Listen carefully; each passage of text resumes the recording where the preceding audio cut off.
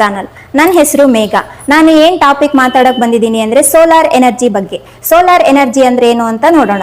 Solar ಎನರ್ಜಿಯಲ್ಲಿ ನಾವು solar ಪ್ಯಾನೆಲ್ಸ್ನ use ಮಾಡ್ತೀವಿ. Solar panels ಮೇಲೆ ಸೂರ್ಯನ ಬೆಳಕು ಬಿದ್ದಾಗ ಎಲೆಕ್ಟ್ರಾನ್ಸ್ ಫ್ಲೋ ಆಗುತ್ತೆ. ಸೋಲಾರ್ ಪ್ಯಾನೆಲ್ಸ್ನಲ್ಲಿ ಜನರೇಟ್ ಆದ ಎನರ್ಜಿನ ನಾವು ಸೋಲಾರ್ ಎನರ್ಜಿ ಅಂತ ಕರಿತೀವಿ. ಇದರಲ್ಲಿ ಡೈರೆಕ್ಟ್ ಕರೆಂಟ್ ಪ್ರೊಡ್ಯೂಸ್ ಆಗುತ್ತೆ. ನಾವು ಇನ್ವರ್ಟರ್ನ ಯೂಸ್ ಮಾಡೋದ್ರಿಂದ ಡೈರೆಕ್ಟ್ ಕರೆಂಟ್ ಆಲ್ಟರ್ನೇಟಿವ್ ಕರೆಂಟ್ ಆಗಿ ಕನ್ವರ್ಟ್ ಆಗುತ್ತೆ. ಈ ಆಲ್ಟರ್ನೇಟಿವ್ ಕರೆಂಟ್ನ ನಾವು ಗೃಹೋಪಯೋಗಿ ವಸ್ತುಗಳಲ್ಲಿ ಯೂಸ್ ಮಾಡ್ತೀವಿ. ಗೃಹೋಪಯೋಗಿ ವಸ್ತುಗಳು ಅಂದರೆ fridge, washing machine, TV etcetera. ಈಗ ಸೋಲಾರ್ ಎನರ್ಜಿಯ ಅಡ್ವಾಂಟೇಜಸ್ ಏನು ಅಂತ ನೋಡೋಣ. ನಮಗೆ ಇದರಲ್ಲಿ ಕ್ಲೀನ್ ಎನರ್ಜಿ ಸಿಗುತ್ತೆ.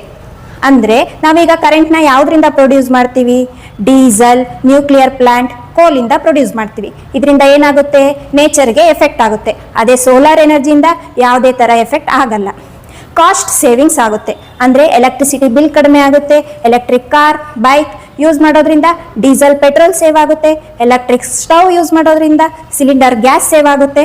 ಈ ಅಡ್ವಾಂಟೇಜಸ್ ಪಡ್ಕೊಳಕ್ಕೋಸ್ಕರ ಸೆಂಟ್ರಲ್ ಗೌರ್ಮೆಂಟಿಂದ ನರೇಂದ್ರ ಮೋದಿ ಅವರು PM ಸೂರ್ಯಘರ್ ಯೋಜನೆ ಮಾಡಿದ್ದಾರೆ. ಇದರಲ್ಲಿ ಸಬ್ಸಿಡಿ ಸಿಗುತ್ತೆ, ಲೋನ್ ಕೂಡ ಸಿಗುತ್ತೆ. ನಾವು ಸೋಲಾರ್ ಇನ್ಸ್ಟಾಲೇಷನ್ನ 3 ಟೈಪ್ಸ್ ಆಗಿ ಇನ್ಸ್ಟಾಲೇಷನ್ ಮಾಡ್ತೀವಿ: on grid, half grid, hybrid. ಈ ಆನ್ ಗ್ರಿಡ್, ಹಾಫ್ ಗ್ರಿಡ್, ಹೈಬ್ರಿಡ್ನ ಅಡ್ವಾಂಟೇಜಸ್ ಏನು, ಎಷ್ಟು ಸಬ್ಸಿಡಿ ಸಿಗುತ್ತೆ, ಲೋನ್ ಎಷ್ಟು ಸಿಗುತ್ತೆ, EMI ಎಷ್ಟು ಕಟ್ಟಬೇಕು, ಪ್ರತಿಯೊಂದು ಡೀಟೇಲ್ಸ್ ನಾನು ನಿಮಗೆ ನೆಕ್ಸ್ಟ್ ವಿಡಿಯೋದಲ್ಲಿ ತಿಳಿಸ್ಕೊಡ್ತೀನಿ. ಹೀಗೆ ನಮ್ಮ ವಿಡಿಯೋ ನೋಡ್ತಾ ಇರಿ, ಸಪೋರ್ಟ್ ಮಾಡ್ತಾ ಇರಿ. Thank you.